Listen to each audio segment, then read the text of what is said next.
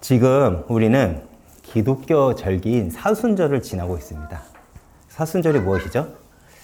예수님의 죽음과 고난, 예수님의 고난과 죽음을 기억하기 위한 기독교의 절기입니다. 부활절을 기준으로 40일을 예수님의 죽음과 고난을 기념하는 날들이죠. 그렇게 우리는 매년 부활절을 기념하기 전 사순절을 보내면서 예수님의 고난을 깊이 묵상합니다. 왜 이렇게 그렇다면 많은 이들이 이렇게까지 예수님의 고난을 묵상을 할까요? 사실 우리의 죄성은 너무도 쉽게 하나님의 은혜를 잊어버리기 때문에 그렇습니다. 그 대표적인 인물이 우리가 지금 함께 보고 있는 사울이죠. 사울은 하나님의 은혜를 누구보다 깊이 경험한 자였습니다. 이스라엘이 왕을 구할 때 하나님은 사울을 왕으로 선택을 하셨습니다. 그리고 하나님은 그가 잘못된 길을 갔을 때도 끝까지 돌아오기를 기다렸죠. 그러나 사울은 끝까지 하나님께 돌아가기보다는 세상의 방법을 택함으로써 하나님과 더욱 멀어지게 됩니다. 그것이 오늘 일어난 사건입니다. 이렇게 잘못된 길을 갔음에도 사울은요, 80세에 죽기 전까지 왕 노릇을 합니다. 잘못된 길을 갔으면 파면하고 무너지고 망해야 되는데 그는 죽을 때까지 왕이었어요. 그리고 사울은 죽기 전까지 자신의 권력을 가지고 부유함을 누렸습니다. 사실 우리가 성경을 봐서 사울은 나쁘다, 나쁜 사람이야 라고 생각하기 때문에 우리가 편견을 가지고 있기 때문에 망한 것 같지만 사실 인간적인 관점으로 보면 사울은 그리 나쁜 인생을 살아가지 않았습니다. 그럼에도 그는 문제를 닥치자 하나님을 잊고 신접한 여인을 찾아가죠. 이는 오늘날로 말한다면 세상의 방법을 쫓은 것입니다. 그런데 과연 이것이 사흘만의 문제일까요? 그렇지 않습니다. 이러한 사울의 모습은 오늘날 우리들의 신앙의 문제를 드러내죠. 기독교는 하나님의 은혜를 많이 경험했습니다. 그런데 오늘날 기독교는 사울처럼 문제와 사건 앞에 하나님께 묻고 하나님께 엎드리기보다는 사실 많은 경우 세상의 권력, 세상의 방법을 따라가죠. 그것이 오늘날 나와 교회의 모습이라는 것을 하나님은 이 성경을 통해 우리에게 폭로하고 있는 것입니다. 우리가 사무엘서를 함께 보면서 점검할 것이 바로 이거예요. 나는 정말 하나님을 끝까지 신뢰하고 따라가는가? 우리는 이 질문이 우리에게 있어야 됩니다. 그리고 오늘 우리가 이 말씀을 통해 이 질문에 대한 답을 얻고 가시길 바랍니다. 사무엘상 28장은요. 사울이 신접한 여인을 찾아간 사건을 다룹니다. 여기서 성경은 사울의 타락상을 기록하고 나서 사무엘상 29장, 30장에서는 사울의 이야기를 기록하지 않고 다윗이 블레셋에서 끔찍하게 살아가는 그 삶의 과정을 기록합니다. 그렇다면 왜 성경은 사울을 더 이상 다루지 않을까요? 이것은 도대체 무슨 의미가 있을까요? 다윗은 지금 이스라엘을 떠나, 이스라엘이 어떤 곳이죠? 약속의 땅입니다. 그 약속의 땅에서 떠나 블레셋에서 끔찍하게 살아가고 있습니다. 다시 말해, 우리의 시야로는 사울은 약속의 땅에서 왕으로서 부와 권력을 누리고 반대로 다윗은 약속의 땅에서 쫓겨나 아둥바둥 살아가는 것이죠. 만약 우리가 당시에 살아간다면 이 상황을 우리는 어떻게 바라보고 있을까요? 누가 하나님과 함께하고 있고 누가 하나님에게서 멀어지고 하나님이 그를 버렸다고 우리는 생각을 할까요? 많은 경우 우리는 사울이 하나님과 함께하고 다윗을 하나님께서 버렸다고 우리는 생각을 할 것입니다. 그렇지 않을까요? 왜요? 우리는 응답이 언제나 내가 생각하기에 좋아 보이는 것은 우리는 하나님께서 주신 거라고 생각하기 때문에 그렇습니다. 그러나 성경은 오히려 다윗의 행정을 기록하고 있어요. 우리는 이것을 알아야 됩니다. 나의 삶은 정말 하나님의 그 성경에 기록하고 있는가? 하나님의 시선에 내 삶이 있는가를 우리는 언제나 거기에 우리는 신경이 있어야 됩니다. 다시 말해 이것은 어떤 것을 의미하냐면 하나님은 다윗을 지금 주목하고 있고 사울은 하나님의 관심 밖에 멀어졌다는 것을 의미하는 것이죠. 사울은 이스라엘 왕으로서 하나님이 약속한 땅에 있고 모든 것을 가지고 있고 당당하게 하나님의 사람으로 살아가는 것 같지만 실제로 성경은 하나님께서 그를 버렸다고 말하고 있는 것입니다. 그리고 31장에 가서 사울이 다시 등장하는데 그 등장은 사울의 죽음을 다룹니다. 이렇게 성경은 다윗과 사울을 비교하고 있습니다. 사실 우리는 너무나도 쉽게 결과를 알고 있기 때문에 너무나도 쉽게 판단하고 있죠. 그렇게 다윗을 보면서 우리는 다윗과 같은 믿음과 다윗과 같은 응답을 우리는 달라고 기도를 합니다. 왜요? 다윗은 왕이 됐잖아요. 다윗은 그리스도의 예표가 되었고 다윗의 왕국은 번영했잖아요. 우리는 그것을 알기 때문에 우리가 우리의 신앙을 기도할 때 다윗과 같은 믿음, 다윗과 같은 신앙, 다윗과 같은 응답을 우리는 달라고 우리는 기도합니다. 그런데 실제 하나님이 우리 인생을 다윗처럼 끌어가신다면 여러분들은 그 자리에서 아멘하고 순종하며 따라갈 수 있으신가요? 우리는 다 다윗처럼 되기를 원하긴 하지만 사실 그 삶의 과정은 실제 삶의 과정은 우리는 다윗이 아닌 사울과 같은 삶을 원합니다. 왕이 되기 원하고 부와 권력을 누리기 원합니다. 과정을 겪기 싫다는 것이죠. 그래서 신앙생활이 어렵다는 것입니다. 우리 모두는 다 내가 사울처럼 살아가도 우리는 나는 다윗이라고 착각할 때가 많아요. 그래서 내 생각, 내 경험, 내 판단이 우리는 하나님 뜻이라고 생각을 합니다. 제가 왜 성경을 주제 설교를 하지 않고 이렇게 본문을 하나하나 다루면서 말씀을 전하는 줄 아십니까? 제가 말씀에 붙잡히기 위해서입니다. 내 생각, 내 경험, 그리고 내가 판단하기에 하나님을 설명하는 것이 아니라 성경의 그 흐름에서 성경에서 하나님은 어떻게 우리에게 알려주고 있는지 그것을 말하기 위해서입니다. 때로는 정말 말씀이 해석되지 않아 너무나도 힘들 때가 있어요. 이건 도대체 어떤 의미일까? 몇 시간 동안 그 말씀을 붙잡고 씨름할 때도 있습니다. 그러면서 알게 되는 게 있어요. 하나님이 왜 이 본문을 우리에게 주셨는지요. 그렇다면 어떤 게 도대체 하나님의 뜻일까요? 내가 기도를 할 때, 어떤 행동을 할 때, 하나님의 이름으로, 하나님의 영광 때문에 내가 그것을 합니다. 라고 한다면 그것이 모두 하나님의 일일까요? 우리가 지금까지 경험해 왔잖아요. 내가 하는 모든 일 속에서 내 동기에, 내 욕망에 내가 충실하게 살아가면서 이것은 하나님 이름으로, 하나님의 영광 때문에 나는 이 일을 하는 거야. 라고는 했지만 실제 우리는 알고 있지 않습니까? 다윗처럼 살 마음은 여러분들에게는 정말로 있나요? 고난을 받고 어려움을 당해도 나는 진짜 다윗처럼 살아가겠다. 그 고백이 여러분들에게 있으신가요? 먼저 여러분들의 여러분들의 고집을 내려놔야 우리는 하나님의 뜻과 하나님의 목적을 알 수 있습니다. 그렇게 우리는 다윗이 되길 원하는데 실제 우리의 삶은 만만치 않다는 거예요. 사실 많은 이들이 하나님의 뜻을 모르는 자가 하나님 뜻이라는 말을 굉장히 함부로 해요. 너무나도 쉽게 이건 하나님의 뜻이야. 하나님의 목적이야. 우리는 너무나도 쉽게 이야기를 한다는 것입니다. 그렇다면 그것이 아니라면 도대체 내 인생의 하나님의 뜻은 무엇일까요? 성공하는 것, 내가, 혹은 내 자녀가 엘리트가 되는 것, 좋은 직장에 가는 것, 좋은 배우자를 얻는 것, 평범한 것. 우리는 그것들이 세상에서 높아지는 것, 그것들이 하나님께서 응답하셨고 하나님 뜻이라고 이야기를 합니다. 사실 평범하게 살아가는 것은 우리는 하나님 뜻이라고 생각하지 않습니다. 그런데 여러분, 대부분 하나님 뜻은요, 지나가 봐야 압니다. 우리가 당장 모를 때가 많다는 거예요. 그리고 어떤 때는 내가 죽어 천국에 가서 알 때도 있는 거예요. 그렇지 않나요? 저 사람이 구원을 받았다. 내가 어떻게 판단할 수 있나요? 그렇죠.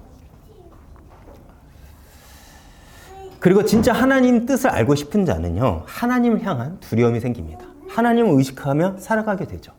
내 멋대로, 내 감정대로, 내가 원하는 대로 살아가지 않는다는 것입니다. 말씀에 내 삶이 제약을 받고 하나님 말씀에 내가 순종하기 때문에 내 삶이 절제를 하며 살아가게 됩니다. 내 욕망에 충실하지 않아요. 내 취미에 충실하지 않고 내 즐거움에 충실하지 않습니다. 그래서 정말 하나님의 뜻을 알고 싶은 사람은 살아가는 방법이 다릅니다. 하나님을 의식하기 때문이죠. 그런데 우리의 문제는 뭐냐면 여전히 하나님 앞에 너무나도 많은 이유와 핑계가 많다는 것입니다. 아마도 사울은 자신이 이렇게까지 왜 신접한 여인을 찾아간 데까지 그 억울함과 이유가 있었을 거예요. 그런데 신앙생활에서 중요한 것은 무엇이냐면 바로 중심입니다. 중심. 그런데 하나님 중심이라는 것이 하나님의 이름을 붙인다고 하나님 중심으로 살아간다는 게 아니에요. 사울은 안 그랬습니까? 사울도 그랬어요. 먼저 제가 3절 한번 보겠습니다. 사무엘이 죽었으므로 온 이스라엘이 그를 두고 슬피 울며 그의 고향 라마에 장사하였고 사울은 뭐라고 했죠? 신접한 자와 박수를 그 땅에서 쫓아내었더라. 쉽게 말하면 사무엘이 죽자 종교 개혁을 한 것입니다. 지금까지 내내 가만히 있다가 신접한 자와 박수를 쫓아내는 거예요. 우리가 알던 사울이 아니죠. 그렇다면 사울은 왜 갑자기 이러한 행동을 했을까요? 먼저 사울은 알고 있는 게 하나가 있어요. 자신은 왕이지만 영적으로 이스라엘 백성들이 의지하고 있는 이가 누구죠? 사무엘입니다. 그런데 그런 사무엘이 죽자 많은 백성들이 불안해할 것을 알고 자신은 불신할 것을 두려워하여 서둘러 율법을 따르는 것이죠. 이것이 사울이 가지고 있는 동기였습니다. 예. 그럼에도 그렇게 쭉 가면 돼요. 또 다른 이유가 있죠. 사울은 자신이 이스라엘이었지만 사울 역시도 뭇 백성들처럼 자신 역시도 사무엘을 아마도 어느 정도 굉장히 많이 영적으로 의지했을 것입니다. 내가 이렇게 악신에 시달리고 이렇게 살아가고 있지만 여전히 사무엘이 살아있기 때문에 이스라엘은 하나님께서 지킨다고 그 역시도 생각하고 있었을 거예요. 비록 다윗을 질투해 사무엘이 다윗을 숨겨주었을 때 군대를 이끌고 사무엘에게까지 갔었지만 그럼에도 사울은 영적으로나 그리고 심적으로나 사무엘을 의지했을 것이고 갑자기 사무엘이 죽자 하나님이 자신에게 복을 주지 않을까 봐 그 두려움이 갑자기 생겨난 것입니다. 그렇기에 서둘러 율법을 가지고 허둥지둥 종교개혁을 단행한 것이죠. 사실 저는 이러한 사울의 행동이 조금 이해가 갑니다. 저는 어릴 때부터 부모님의 기도를 받고 자라났습니다. 기도를 먹고 자라났죠. 제가 어릴 때부터 무의식적으로 알고 있는 게 하나가 있어요. 그럼에도 하나님께서 나를 지켜주실 거야. 하나님께서 그래도 나를 복 주실 거야 라는 그 무의식적인 게 있습니다. 왜 그러냐? 부모의 기도가 있다는 것을 알기 때문에 그래요. 제가 그렇다고 해서 그걸 알고 있다고 해서 부모님의 마음에 옳게 행동하지는 않았습니다. 굉장히 어렸을 때 반항을 많이 했고 부모님 속을 굉장히 많이 썩였어요. 그럼에도 제가 알고 있는 것은 뭐냐면 그럼에도 내가 이렇게 살아가고 있는 게 하나님께서 부모님 기도에 응답하고 있다는 것을 깊은 마음속에 제가 담고 있습니다. 그런데 어느덧 제가 딱 알고 있는 게 뭐냐면 부모님 나이가 들고 언젠가는 저보다 빨리 천국에 가실 거 아니잖아요. 그때 그러면 기도를 누가 해줄 거라는 그 두려움이 어느 날 딱 생긴 거예요.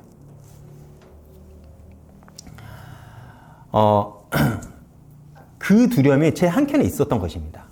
그렇기에 제가 어느 때부터는 제가 목회자의 길로 들어설 때죠. 제가 신학교에 다닐 때도 제가 계속해서 노력을 했다고 제가 표현하겠습니다. 제가 몸부림쳤던 게 기도입니다. 제가 신학교 다닐 때 꼭 시간을 정해놓고 학교에서 울부짖으면서 기도하는 시간을 가졌습니다. 왜요? 그것을 알기 때문에 그래요. 언젠가는 부모님의 기도가 멈출 텐데 내 기도에 그거를 제가 쌓아야 되지 않을까라는 생각이요. 우리는 그래서 저 역시 부모님 보여주신 것처럼 저의 삶의 자리에서 하나님께 지금은 교회와 성도님들 그리고 여러분들의 가정과 저의 가정 그리고 자녀들 위해 기도를 쌓아야 한다고 계속 제 사모와 함께 얘기를 합니다. 사실 사울이 그랬어요. 사무엘이 있어 하나님의 보호하심 속에 있었는데 사무엘이 죽자 덜컥 겁이 난 것입니다. 그래서 서둘러 하나님께서 싫어한다고 생각하는 것들을 서둘러 치워버린 거예요. 무당들을 이스라엘에서 쫓아낸 것입니다. 그러면 하나님께서 나에게 복을 주시겠지 생각을 하면서요. 근데 여러분 한번 생각해 보십시오. 이스라엘이 어떤 나라입니까? 하나님의 제사장의 나라입니다. 근데 지금 사울은 하나님이 싫어한 걸 치웠지만 이미 이 나라에 뭐가 있었죠? 무당이 있습니다. 무당이 있어요. 그 나라에 신접한 이들이 있다는 게 이해가 가시나요? 하나님의 제사장의 나라에. 그거를 사무엘이 허락했을까요? 그렇지 않겠죠. 사울이 허락했을 것입니다. 그래서 신명기에 보면 무당과 신접한 자들을 멸절하라고 말하고 있죠. 그러나 사울은 적당히 해결합니다. 쫓아냄으로써. 경고는 했겠죠. 아마. 다시 우리 땅에 오면 너희들 내가 멸할 것이야. 사실 우리도 마찬가지입니다. 여러분, 죄는요, 적당히로는 해결이 안 돼요. 처절한 싸움이 있어야 됩니다. 처절하게 잘라내야 돼요. 그렇지 않으면 죄는 언제든지 틈을 타 우리를 공격하고 하나님의 관계를 무너뜨립니다. 이어 제가 5절과 6절을 보겠습니다. 이때 맞춰 블레셋이 다시 이스라엘을 공격하죠. 제가 5절과 6절을 읽어보겠습니다. 사울이 블레셋 사람들의 군대를 보고 두려워서 그의 마음이 크게 떨린지라. 사울이 여호와께 묻자오되 여호와께서 꿈으로도 우림으로도 선지자로도 그에게 대답하지 아니하시므로. 사울은 사무엘처럼 하나님께 묻습니다. 사무엘이 하나님께 물은 것처럼 하나님께 묻죠. 문제가 닥치자. 겉으로 보면 사울이 회심한 것 같습니다. 사울이 하나님께 돌아간 것 같죠. 하나님 중심으로 살아간 것처럼 보입니다. 그런데 사울의 질문에 하나님은 침묵하시죠. 그 침묵 속에 사울은 어떤 방법을 찾죠? 우리가 잘 알고 있듯이 오늘 사울은 신접한 여인을 찾습니다. 사실 사울은 하나님을 믿은 것이 아닙니다. 그의 신앙은요, 당장 내 문제를 해결해 줄 것이 먼저입니다. 그가 믿는 것은요, 하나님이 아닌 누가 내 문제를 해결해 줄까가 먼저라는 것이죠. 그것이 드러난 것입니다. 사울은 하나님의 침묵 속에 이스라엘을 지키기 위했다는 행동이었다는 그 이유와 명분을 분명했습니다. 신접한 여인을 찾은 거예요. 그러나 그것은 하나님을 신뢰하지 않았다는 사울의 신앙의 한계를 드러내죠. 우리는 어떻습니까? 여러분들 정말 하나님을 믿으시나요? 문제와 사건을 만나면 여러분들은 무엇을 선택하시나요? 우리는 지금 이 본문을 보면서 사울을 비판하고 있지만 나는 어떤가요? 우리는 돈을 찾지 않나요? 사람을 찾지 않나요? 명예를 찾지 않나요? 우리는 하나님께 엎드리고는 있나요? 정말 내가 하나님 앞에 엎드려 기도하는 시간은 내가 가지고 있나요? 내가 기도하는 그 내용이 하나님의 관계, 하나님의 뜻과 목적을 얻는 것보다 혹은 그것이 아니라 내가 가지고 있는 욕망을 하나님의 이름을 사용함으로써 얻고 싶은 그 마음을 가지고 있지 않나요? 그렇다면 하나님 왜 사울의 물음에 대답하지 않았을까요? 먼저 꿈으로도 응답하지 않았다고 합니다. 이것은 어떤 의미를 가지냐면 하나님과의 완전한 단절을 의미합니다. 하나님의 사람을 하나님께서는 꿈으로 응답하시는 경우들을 우리가 종종 보죠. 요셉도 그랬고, 그렇죠. 다니엘도 그랬고요. 다시 말해 이것은 사울은 이전부터 하나님과의 관계가 끊어졌음을 의미합니다. 성경을 보면요, 사울이 평소에 하나님과 깊은 교제를 나눴다는 기록이 거의 없어요. 그렇죠. 근데 사무엘이 죽자 사울은 부랴부랴 백성들에게 종교적 지도자로도 인정받기 위한 형식적인 행위, 그리고 자신의 복을 위한 행위를 합니다. 그것을 하나님께서 몰랐을까요? 여러분, 기도는 무엇이죠? 기도는 하나님과의 관계 안에서 하는 것입니다. 그 관계에서 하지 않는다면 내가 어떤 열정을 들여서 기도를 한다고 해도 그 기도는 아무 소용이 없다는 거예요. 그래서 기독교에서 기도는 하나님과의 대화라고 얘기를 해요. 사울은 하나님께 묻기 전에 해야 될 행동이 있어요. 그것이 무엇이죠? 바로 회개입니다. 회개를 먼저 하고 옷을 찢고 하나님 앞에 무릎을 먼저 꿇었어야 됩니다. 하나님, 잘못했습니다. 하나님께 돌아가겠습니다. 그것을 사울은 먼저 했었어야 돼요. 열왕기하 22장 1절을 보면요. 요시야가 옷을 찢고 하나님께 회개하는 장면이 나옵니다. 그가 무엇을 보고 회개했나요? 성전에 그동안 누구도 앞선 선대 왕들을 보지 않고 방치해뒀던 율법책을 보고 나서 자신의 옷을 찢고 주님 앞에 회개합니다. 그리고 나서 한 행동이 무엇이냐면 오랫동안 끊어져 지키지 않게 되었던 유월절을 회복했고 너무나도 이스라엘의 삶에 깊이 들어와 문화가 되어 없애지 못했던 우상제단 신당을 없앴습니다. 그리고 나서 한 게 종교개혁이었어요. 그리고 하나님은 그러한 요시야의 믿음의 결단과 행동을 기뻐하며 그가 달 것 같았더라라고 평을 합니다. 요시야가 먼저 종교개혁을 한 게 아닙니다. 뭐부터 했다고요? 회개부터 했어요. 그런데 사울은 그 과정이 생략되어 있습니다. 단지 종교적 행위만 한 거예요. 이는 사울은 여전히 하나님은 중심을 보신다라는 사울의 교훈을 깨닫지 못했다는 것입니다. 이 말을 알아듣지 못했다는 거예요. 어쩌면 이러한 사울의 모습은 오늘날 기독교의 모습을 보는 것 같습니다. 종교적 행위는 그 어느 때보다 뜨겁습니다. 수만 명의 사람들이 모이기도 하고 대형교회가 굉장히 많기도 하죠. 지금도 여러 집회 속에서 많은 이들이 하나님께 울부짖으며 기도를 합니다. 그런데 하나님을 찾은 이유가 무엇이죠? 그걸 봐야 된다는 거예요. 내 성공, 내 이익, 내 바램을 위해서입니다. 정작 하나님과의 관계는 너무나도 소홀이에요. 하나님을 의식하지 않는다니까요. 너무나도 무례하죠. 너무나도 폭력적이고 너무나도 혐오적입니다. 왜요? 하나님을 의식하고 살아간다는 것은 사실 불편하기 때문에 그렇습니다. 그렇게 오늘날 교회가 세상에서 빛과 소금이 되지 못하고 오히려 세상에 버림을 받게 되는 것입니다. 다시 돌아가 두 번째로 사울은 우림으로도 묻지만 하나님은 응답하지 않습니다. 여러분, 우림은 성경에서 언제나 둠빈과 함께 쓰입니다. 우림과 둠빈. 여러분들이 익숙하시죠? 우림과 둠빈. 우림과 둠빈은 하나님의 뜻을 물을 때 사용되는 도구죠. 제사장들을 통해서. 근데 둠빈만 쓰였다는 것은 우림만 쓰였다는 것은 지금 사울에게는 에봇이 없다는 거예요. 에봇을 누가 있죠? 제사장들이 있습니다.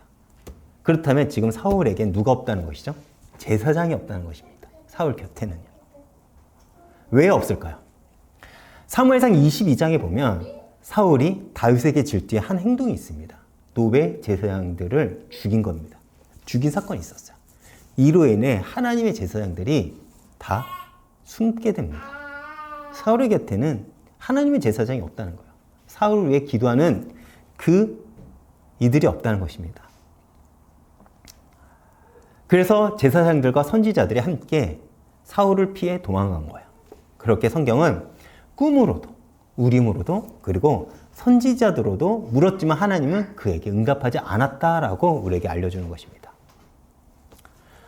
여러분, 하나님께서 사울에게 침묵하신 것은 벌이 아니에요.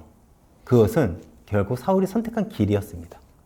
물론 우리 역시도 때로 고난 가운데 하나님의 침묵을 경험할 때가 있어요. 그러나 그거랑 지금 사울의 침묵과는 다르죠. 그는 지속적으로 하나님의 말씀을 무시했고 하나님께 불순종을 했고 결국 하나님과의 관계가 단절되어 하나님은 그에게 응답을 하지 않았다는 것입니다. 이때 사울은 그 침묵 속에서 하나님의 은석을 더 간절히 구했어야 했고 자신의 죄를 회개했어야 됩니다. 그러나 그는 그러지 않았죠. 이런 사무엘과 대조적인 인물이 누구입니까? 아브라함이죠. 하나님이 처음 아브라함에게 나타나셨습니다. 75세요. 불현듯 나타나셔서 뭐라고 하죠? 내가 너를 복으로 삼겠다. 너와 내 자녀를 모래알과 같이 많게 하겠다는 약속을 하십니다. 그리고 25년이라는 세월이 지나요. 보통이면 무너졌을 것입니다. 보통이면 원망했을 것이고 보통이면 떠났을 거예요. 우리는 그렇지 않습니까? 당장 몇 주간에 몇 년간에 응답만 하지 않아도 우리는 하나님을 원망하잖아요. 그런데 아브라함은 어떻습니까? 버텨갑니다. 하나님의 말씀을 지켜가죠. 그 과정 속에서 아브라함은 비록 실수도 했지만 결국 하나님의 약속을 끝까지 신뢰합니다. 그리고 마침내 믿음의 조상이 되는 응답이 되죠. 아브라함은 하나님의 침묵 가운데서도 인내하며 약속을 붙잡았지만 그와 반대로 사울은 하나님의 침묵 앞에 자신의 신앙의 한계를 드러냈다는 것입니다. 그러나 사울은 하나님의 침묵하신 그 불안한 상황 가운데 어떤 선택을 하죠? 신접한 여인을 찾아갑니다. 이러한 사울의 모습은 결국 율법적이고 형식적인 신앙의 한계를 보여줍니다. 율법적인 신앙의 한계. 그리고 형식적인 신앙의 한계는요, 문제를 만나면 세상의 방법을 쫓아갑니다. 우리의 신앙은 우리의 행위나 노력이 아닌 그리스도의 완성된 사역의 기초를 해야 합니다. 왜요? 복음은 우리가 실패해도 하나님은 우리를 여전히 붙잡고 우리의 인생을 이끌어 가신다는 복된 소식이기 때문에 그렇습니다. 내가 망했지 하나님이 망한 게 아니에요. 내가 실패했지 하나님께서 실패한 게 아니라니까요. 하나님은 반드시 언제든 역전할 수 있다는 것입니다. 우리가 하나님께 나아갈 수 있는 것은 우리의 의로움 때문이 아니라 그리스도의 의로움 때문입니다. 우리가 이러한 사실을 잊는다면 사울이 두려움과 절망 속에서 신접한 여인을 찾은 것처럼 우리 역시 인생의 문제를 만주할 때 하나님을 찾기보다는 먼저 세상에 귀를 기울이고 해결책을 찾고자 할 것입니다. 그러나 우리가 반드시 신뢰할 것은 복음은 우리에게 더 나은 길을, 더 좋은 길을 제시한다, 보여준다는 것입니다. 그리고 제가 7절 앞부분만 제가 읽어보겠습니다. 사울이 그의 신하들에게 이르되 나를 위하여 신접한 여인을 찾으라. 사울이 신접한 여인을 찾은 이유가 뭐라고요? 나를 위하여. 사울은 누구죠? 이스라엘 왕입니다. 이스라엘 왕이에요. 왕의 가장 먼저 든 책무는 무엇입니까? 책임은요. 바로 국민을 위해 국가를 안정되게 지켜가는 것이겠죠. 그렇죠. 국민을 위해 백성들을 위해 살아가야 됩니다. 그런데 사울은 그거에 관심이 없어요. 당장 자신의 안위만 걱정하고 있는 것입니다. 아마 사울은 이스라엘 군대가 블레셋의 군대보다 더 막강했다면 그는 하나님께 묻지 않았을 것이에요. 그런데 지금 블레셋의 군대가 자신이 가지고 있는 군대보다 더 강하기에 두려웠고 그렇게 이 전쟁의 결과에 대해서 그는 알고 싶은 것입니다. 그래서 자기를 위해 먼저 하나님을 찾지만 응답이 왔자 곧장 신접한 여인을 찾아간 것입니다. 여러분, 우리는 기도를 하죠. 그렇다면 우리의 기도에 대한 응답은 무엇일까요? 우리는 기도를 통해서 어떤 것을 성취하는 게 아니라 하나님의 뜻과 목적을 아는 것. 사실 그것이 엄밀히 말하면 하나님께서 우리에게 주시는 기도의 응답입니다. 그리고 하나님의 뜻을 가르쳐주는 사람들의 특징이 있어요. 그것이 무엇인지 아십니까? 바로 하나님이 말씀하실 때 순종하는 사람입니다. 하나님은 그런 사람들에게 자신의 뜻과 목적을 알려주세요. 하나님은 자신의 말에 순종하는 사람에게 당신의 마음을 알려주신다니까요. 반대로 순종하지 않으면 더 이상 하나님은 말씀하지 않으십니다. 우리는 하나님 우리를 버렸다고 하지만 아니에요. 내버려 두신 것입니다. 침묵하시는 것이죠. 우리도 아이를 키울 때 그러지 않습니까? 아이가 도저히 말을 더 이상 안 들어. 내가 이렇게 애를 써도 안 들으면 부모는 결국 말을 닫습니다. 알아서 해라. 그래도 사랑하게 붙잡지만 정말 하나님의 침묵은 어떻게 보면 끝없는 우리의 불신앙 속에서 나타나는 것이 아닐까 생각을 해봅니다. 사실 사울은 순종할 마음이 없었어요. 그는 하나님 앞에 순종하라 물었던 것이 아니라 지금 당장 위기에 처하니 하나님의 이름을 이용해서 이 위기를 어떻게 벗어날까 생각을 해서 먼저 종교개혁을 단행한 것입니다. 그리고 일이 벌어지자 블레셋의 전쟁이 쳐들어오자 하나님께 물었던 것이고요. 그런데 이 마음이 어디까지냐면 딱 신접한 여인에게서까지 자신의 문제를 해결할 수 있다면 좋다는 거예요. 그의 신앙이 그 정도였다는 것입니다. 그리고 사울은 신접한 여인을 찾아가기 위해 어떤 행동을 합니까? 다른 옷을 입고 변장을 해서 신접한 여인에게 찾아갑니다. 왜냐? 자신도 알고 있어. 율법에 어긋난 행동이라는 거예요. 그래서 사람들의 눈을 피해 변장한 것입니다. 그런데 여기에는 결정적으로 영적인 의미가 녹아져 있습니다. 사울은 이 나라의 왕이에요. 그렇죠? 왕이 입는 옷을 왕복이라고 합니다. 신분을 나타내죠. 사울이 변장하기 위해 그 옷을 잠시 벗었습니다. 그것은 어떤 의미냐? 이제 영적으로 이제야말로 사울이 왕복을 벗을 때가 되었다는 것을 암시합니다. 너의 나라는 이제 끝이 났다는 것을 이제 암시하는 거야. 우린 여기서 우리가 기억해야 될 것은 뭐냐면 우리의 행동 역시도 하나님을 향한 그 메시지가 된다는 거예요. 우리가 전도할 때 제가 뭐라고 얘기죠? 우리의 삶이 전도가 돼야 된다. 하나님의 흔적을 남기는 삶을 살아야 된다고 얘기를 하죠. 마찬가지예요. 우리의 태도가 굉장히 중요하고 어떨 때는 우리의 말 한마디가 메시지가 됩니다. 기독교가 무너진 이유가 이것을 못해서예요. 진심은 있었지만 전심, 내 삶의 그 하나님의 말씀에 제약받지 않았다니까요. 사울은 이렇게 변장을 하고 자기의 마지막이 될 줄 모르는 채 스스로 왕복을 벗어버리고 엔돌로 찾아가 신접한 여인을 찾습니다. 지금 무당은 사울의 정체를 모릅니다. 혹 자신이 점을 쳤다가 이스라엘 왕에게 죽임을 당할까 지금 겁내하는 장면이 사무엘상 28장에 기록이 되어 있어요. 그때 사울이 신접한 여인에게 뭐라고 하는지 아십니까? 내가 당신에게 점을 쳐서 이스라엘 왕이 그걸 알고 나를 죽이면 어떻게 하냐? 라고 물으니 그때 사울이 10절에 이렇게 얘기를 합니다. 제가 읽어보겠습니다.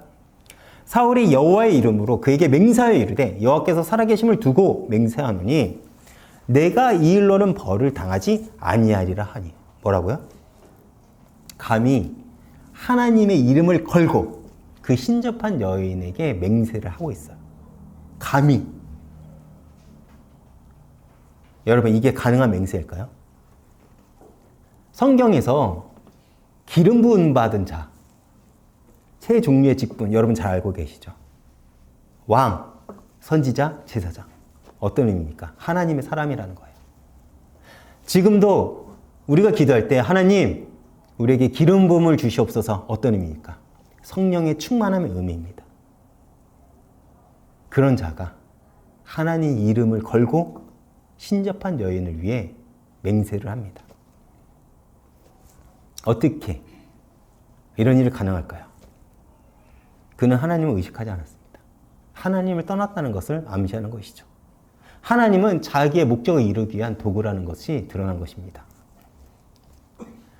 즉, 사울은 지금 자기의 상황이 어떻게 될 것인가를 듣고 싶어 여호와의 이름을 이용하고 있는 거예요.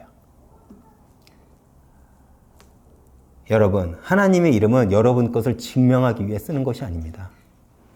그런데 우리는 그 사실을 놓치죠. 조금만 내 목적이 성취가 안 돼도, 조금만 내 기도에 응답을 하지 않아도 우리는 너무 쉽게 하나님을 원망합니다. 우리의 기도를 한번 점검해 보시기 바랍니다. 아마 거의 대부분이 나를 위한 것일 것입니다. 그것에 우리는 언제나 하나님 이름을 사용하죠. 오늘날 교회들, 목사들, 자신들의 이 권력등을 위해 하나님의 이름을 너무 쉽게 사용해요. 십계명에 뭐라고 하죠? 내 이름을 망령되이 여기지 말라.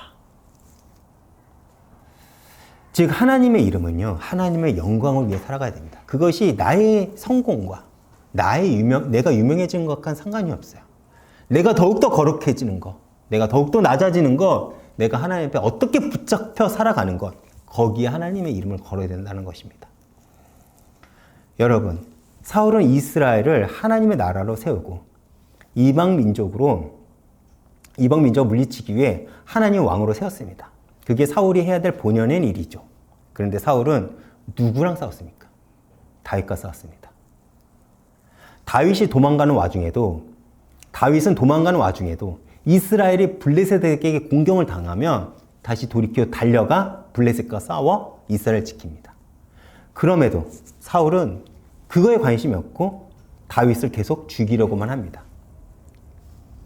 그리고 마침내 다윗은 내가 여기 있는 한 사울이 자신을 죽일 것을 포기하지 않는다는 것을 알고 이스라엘을 떠나죠. 그때 하나님은 이렇게 말씀하시는 것입니다. 좋다. 다윗이 블레셋을 도망갔고 이제 너의 왕권을 위협한 자는 이 땅에 없다. 그러면 너는 나의 나라를 지키기 위해 이방 민족과 블레셋과 싸울 수 있는가? 정말 너는 그렇게 싸울 수 있냐? 너가 말한 대로 정말 너는 하나님을 위해 싸우는가? 이것을 하나님이 보고자 한 거예요. 아마 끝까지 하나님께 묻고 기도하고 회개했다면 하나님은요, 이스라엘 지켰겠죠. 그런데 이러한 하나님의 반응 속에 사울의 선택은요, 신접한 여인을 찾는 것입니다. 그렇다면 우리의 신앙은 어떻습니까? 모두 그렇지 않습니까? 바로 응답이 없다고 해서 너무도 쉽게 우리는 세상으로 갑니다. 이러한 사울을 통해 우리의 신앙을 다시 한번 점검해 봤으면 좋겠습니다. 여러분, 신앙은 말로 하는 게 아니에요. 결국 삶으로 증명하는 것입니다. 사울은 잠깐 종교적 행위로 하나님의 응답을 구했습니다. 그러나 하나님의 응답이 없자 그가 선택한 것은 곧장 신접한 자를 찾는 거예요. 이것이 사울의 신앙이었던 것입니다. 그러나 그리스도인은 하나님을 쫓는 걸로 입증하는 자들입니다. 사실 저는 억울함을 좀 아는 것 같아요. 삶에서 억울함을 저는 좀 경험한 사람인 것 같습니다. 제가 예수를 만났는데, 그리고 교회를 다녔는데, 유학지에서도, 제가 사역했던 사역지에서도 제가 당했던 억울함이 뭐냐면 있는 이들과 계속 비교를 당하는 거예요. 차별을 당하고 무시를 당했다는 것입니다. 교회에 상처를 받았죠. 제가 왜 교회를 떠나지 않은지 아십니까? 저를 하나님 만났거든요. 제가 하나님을 만났기 때문에 교회는 상처를 받았지만 감히 하나님을 떠날 수는 없었습니다. 그래서 굉장히 애썼어요. 제가 정말로 얼마나 떨었냐면, 얼마나 부들부들 버티고 떨었냐면 마음에 병이 생길 정도야. 아시는 분들은 아시겠지만 그때 하나님이 제 마음에 이런 말씀을 하나 주시는 겁니다. 재균아, 난 너를 사랑한다. 그들이 잘못한 것은 그냥 놔둬. 그것은 내가 할 문제야. 그 사람 잘못 때문에 너가 나를 놓치고 나를 잃어버리는 시간이 나는 너무 아깝다. 내가 사랑하는 너 자신에게 집중해라. 그래서 버텨갔던 것 같습니다. 이 말씀이 저에게는 울렸어요. 그리고 제 스스로 다짐한 게 있습니다. 하나님이 나에게 뭔가를 맡겼다면 내 능력과 나는 실력이 없지만 저는 하나님이 말씀하실 때까지 그 자리를 지키고 버티겠습니다. 이 마음은 제가 이음교회를 시작할 때도 그리고 지금도 마찬가지입니다. 제가 사역을 하면서 어떤 고백이 저에게 있냐면 다른 사람을 나의 열심으로는 변화시킬 수 없겠지만 하나님이 여기 있으라고 한다면 나는 무릎 꿇고 있겠습니다. 그리고 하나님이 세우신 이 자리에서 하나님의 말씀을 전하는 그 싸움을 주님이 내려놓으라고 할 때까지, 그 순간까지 나는 이 자리를 지켜가는 싸움을 하겠습니다. 사실 저의 사역의 본질은 이거예요. 누가 보면 제가 사역을 굉장히 부족하다고 얘기겠지만 제 사역의 본질은 이것입니다. 여러분, 정말 우리에게 억울한 게 뭔지 아십니까? 내 문제와 나의 억울함 속에 내가 하나님을 위해 싸워야 될 그 시간을 놓치는 거예요. 우리는 그것을 억울해야 된다니까요. 다윗과 사울이 뭐가 다른지 아십니까? 다윗은 쫓겨갔지만 그 자리에서도 여전히 하나님을 위해 싸우고 있었습니다. 그런 사울은 왕이었지만, 자신은 약속의 땅에 있지만 자신을 위해 하나님의 이름을 사용했지만 하나님의 응답이 없자 그는 세상의 방법, 더 정확하게 말하면 무당을 찾아가 답을 구한 것입니다. 이것은 예수를 믿는다고 얘기를 하지 않아요. 여러분, 이것은 예수를 믿는 게 아닙니다. 기독교는 종교가 아니에요. 기독교는 하나님과의 관계 안에서 생명을 얻는 진리입니다. 그래서 복음이라고 하는 거고, 그렇게 우리는 세상과 다른 길, 다른 선택을 하는 것입니다. 여러분, 빌립보서 1장에 바울이 아주 굉장히 멋진 고백을 해요. 제가 12절부터 18절까지 빠르게 읽어보겠습니다. 형제들아, 내가 당한 일이 도리어 복음의 전파함에 진전이 된 줄을 너희가 알기를 원하노라.